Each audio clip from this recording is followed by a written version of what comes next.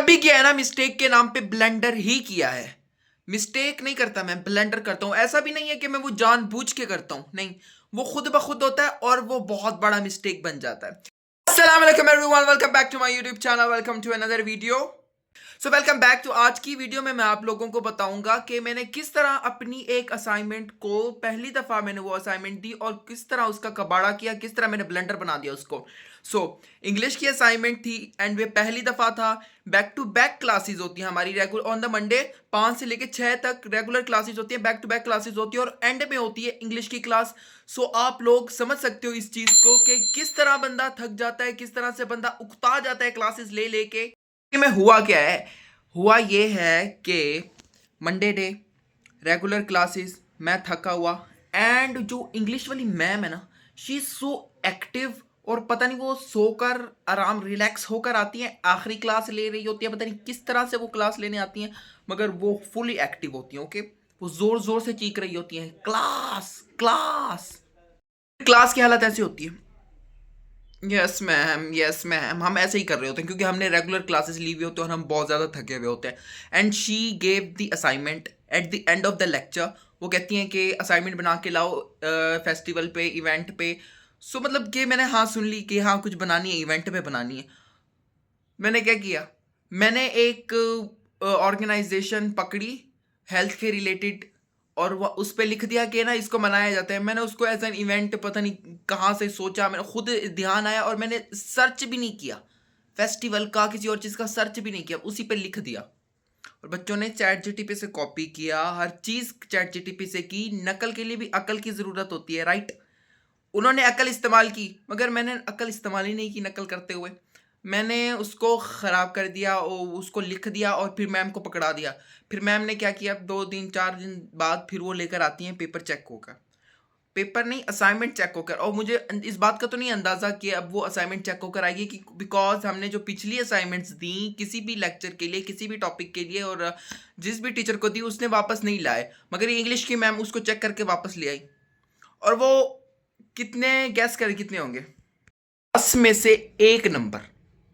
मैं ऐसे था, अब क्या होगा अब क्या होगा। मैंने मैम से पूछा, मैम ये क्या होगा ये क्या होगा। मैम से पीछे भाग रहा था, मैं रो रहा था, लिटरली मैं रोने वाला हो गया। पता नहीं वो मैम ने बोला कि अब ख़त्म, जिनके 1 नंबर आए हैं ख़त्म, ग्रेट। वो इतना डरा रही थी, इतना पता नहीं ट्रॉमा दे रही थी। फिर मैंने उनसे पूछा, फिर कहती हैं कि तुम मिड दो, फाइनल दो, फिर एंड में आके तुम्हारा फिर एडजस्ट कर दूंगी मैं। अब कुछ नहीं हो सकता, कुछ नहीं हो सकता। दिल्ली में हो सकता है, मैम खुद कर सकती हैं मगर वो कर नहीं रही, वो और बात है। मगर फिर भी से 2 दिन के काम को मैंने 6 महीने तक रोक दिया। अब सेमेस्टर के एंड में पता लगेगा कि अब क्या होगा उस असाइनमेंट का, पता नहीं कैसे ग्रेड लगेंगे कैसे नहीं लगेंगे। सो मिस्टेक मैंने की, एटलीस्ट मुझे ये समझ आ गई कि अगली दफ़ा गौर से सुन लेना है कि असाइनमेंट का टॉपिक क्या है, फिर ध्यान से हम उस पर असाइनमेंट लिखें ताकि आगे जाके कोई मसला वगैरह ना हो। से भी होता है बहुत ज़्यादा बार के टीचर्स बस असाइनमेंट ले लेते हैं और कुछ नहीं करते, मगर ये इंग्लिश वाली है वो चेक करके ले आई। हालांकि हर किसी ने कॉपी पेस्ट किया होगा, वो समझ भी रही है इस बात को कि पहली दफ़ा मिस्टेक करेंगे बच्चे, थके हुए हैं रेगुलर क्लासेस लेके, मगर गलती तो करेंगे ही करेंगे। फिर भी उन्होंने बहुत सारे बच्चों के नंबर काट लिए। हर किसी ने कॉपी पेस्ट किया और किसी के 8 हैं, किसी के 2 हैं, किसी के 1 हैं। फिर भी कंप्लीटली फाइन। आप मिड में अच्छी अगर टीचर की नज़रों में आएगा कि आप मिड अच्छी तरह से कर रहे हैं, कुछ इम्प्रूवमेंट्स ला रहे हैं ख़ुद में, और पेपर थोड़ा सा वो इम्प्रूवमेंट दिख रही है पेपर में। और बाकी नेक्स्ट असाइनमेंट्स में मैक्सिममली 4 असाइनमेंट हैं इंग्लिश की, तो एक तो गई ख़त्म, अब बाकी 3 बची। अब 3 में अगर मैंने अच्छी परफॉर्मेंस दे दी तो वो एक कॉम्प्रोमाइज़ मैम कर देंगी एट द एंड, क्योंकि अब मैम पे डिपेंड करता है कि वो किस तरह से अब ग्रेड देती हैं, वो फिर मैम ही एंड पे आके करेंगी। एंड मैम ने बोला कि मुझे रिमाइंड कराना, फिर मैं आपको रिव्यू करूँगी कि आपने किस तरह से सेमेस्टर गुजारा है, फिर उसके मुताबिक भी आपके नंबर में लगा दूँगी, उसमें कोई मसला नहीं है। मैंने बता दिया ना आप लोगों को किस तरह मैंने ब्लंडर किया है। सो मैं ये आप लोगों को मैसेज दे रहा हूँ इस वीडियो के थ्रू कि आप जब असाइनमेंट लिखो तो बेसिकली जो उसका टॉपिक है आप उस पे फोकस कर लो कि टॉपिक किस चीज़ के बारे में, ठीक है। बाद में असाइनमेंट लिखना स्टार्ट करें। अगर आप टॉपिक को ध्यान में नहीं रखेंगे एंड कुछ भी लिख देंगे तो शायद वो आपके लिए प्रॉब्लम हो सकती है। हर कोई कॉपी पेस्ट करता है, ऑलमोस्ट हर कोई कॉपी पेस्ट करता है, बट कॉपी नकल के लिए भी अकल की ज़रूरत होती है ना, तो थोड़ा सा ध्यान में रख के उसको करें। सो आपकी असाइनमेंट गलत ना हो एट द एंड, ताकि अच्छी हो जाए, ताकि असाइनमेंट के नंबर ना ये समझ लें कि फ्री होते हैं, क्योंकि वो हमारे हाथ में होता है और हमने खुद लिखना होता है और हमें फ्री हैंड होता है कि हम नेट से भी उठा सकते हैं, कागज से भी उठा के लिख सकते हैं। ओके, सो इस तरह से असाइनमेंट के नंबर इंपॉर्टेंट होते हैं।